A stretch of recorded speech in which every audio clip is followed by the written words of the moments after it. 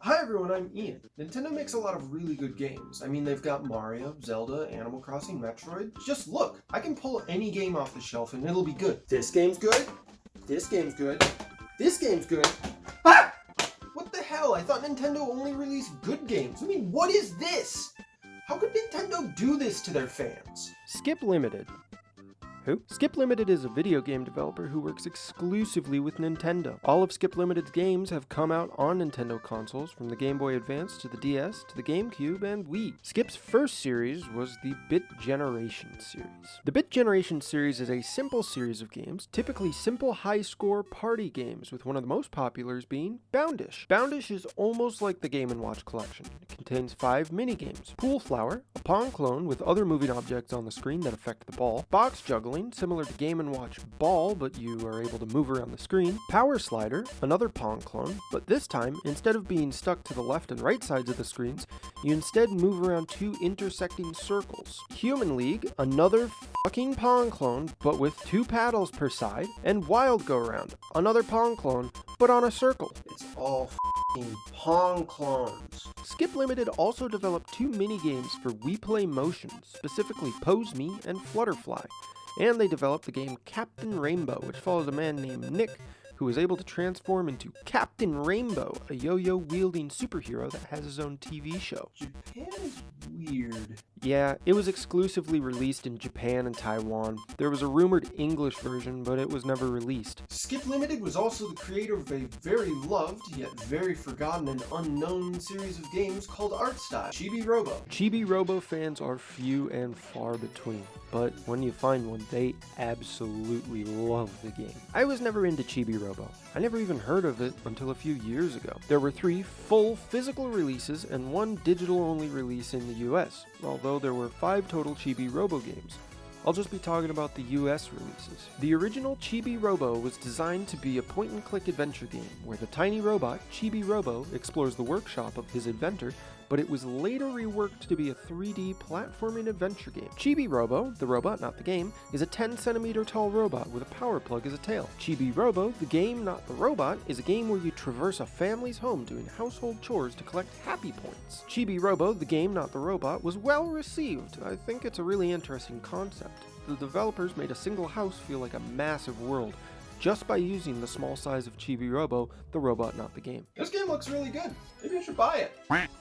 No, thank you. Just 2 years later, Skip released the next game in the Chibi-Robo series, titled Chibi-Robo Park Patrol for the Nintendo DS. Now, there are 2 major differences with this game. First being that Chibi-Robo, the game not the robot, takes place outside. The second being that Chibi-Robo, the robot not the game, is now 4 inches tall, growing by a whopping 7/100ths of an inch. With the game taking place outside instead of inside, you'd think that you would now be doing outdoor related chores.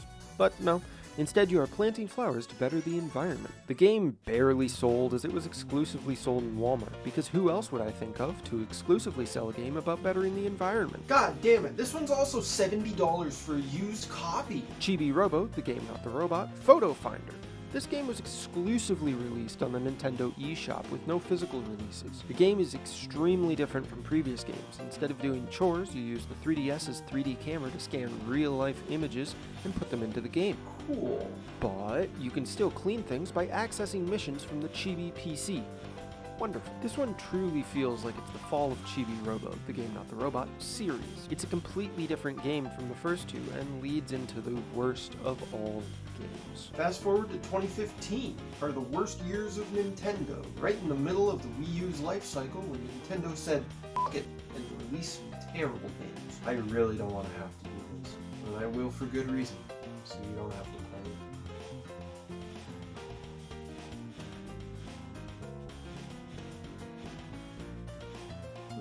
Owning this makes me feel like I should be on a list. Chibi-Robo Lash. Unlike the previous games, which were all in 3D, this one is a 2D platformer, more akin to a Mario game, not a Chibi-Robo game. You do still get to clean, but instead of cleaning up spills and trash in a house, you find them in various places as collectibles, which then get turned into watts by your ship By the way, you now have a spaceship. You also now use your power plug tail as a whip for the Whiplash or Ziplash. Whiplash is a short-range attack used to kill enemies and break blocks, and the Ziplash is a longer-range attack used to kill enemies from farther away and break blocks from farther away that you can also bounce off walls. You can also use both attacks to grapple onto blocks and pull yourself up. I've delayed this long enough.